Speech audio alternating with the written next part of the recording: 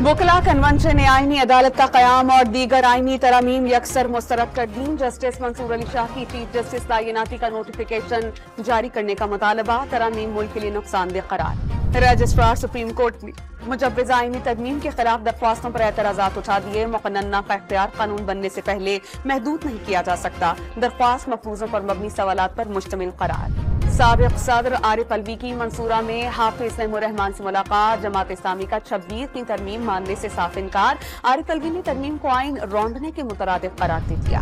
Speaker कौमी assembly ने तरमीम शुदा इलेक्शन एक्ट के तहत मखसूस नशस्तें अलॉट करने का मुतालबा कर दिया। किसी जमात में शामिल होने वाला आजाद रुकन अब पार्टी तब्दील नहीं कर सकता। इलेक्शन कमीशन को खत इरसाल। शहबाज शरीफ से नायब रूसी वज़ीर आज़म की मुलाकात। वफूद की सतह पर मुख्तलिफ शोबों में ताउन बढ़ाने की मुफाहमती याददाश्त पर दस्तखत। सिक्योरिटी ताउन मजीद बढ़ाने पर गौर। हमीद जिम्मेदार ओहदे पर बैठकर मखसूस जमात को ऊपर ला रहे थे। इस सिलसिले में उनको कोर्ट मार्शल जारी है। सिक्योरिटी हुकाम का मुआक़िब। दहशतगर्दी के खिलाफ जंग हर सूरत जीतने के आज़म का इजहार।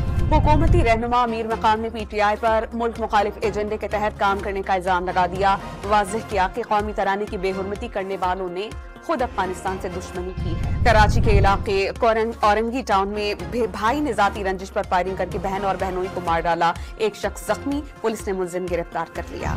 कोयटा में पोलियो का एक और केस सामने आ गया। कादिराबाद का रिहायशी 2 साला बच्चा पोलियो वायरस से मुतासिर हुआ। बलूचिस्तान में रमा साल पोलियो केसेस की तादाद 13 हो गई। और पाकिस्तान स्टॉक एक्सचेंज में जबरदस्त तेजी का रुझान। 1000 पॉइंट्स के इजाफे से 100 इंडेक्स 81,400 से ऊपर बंद हुआ।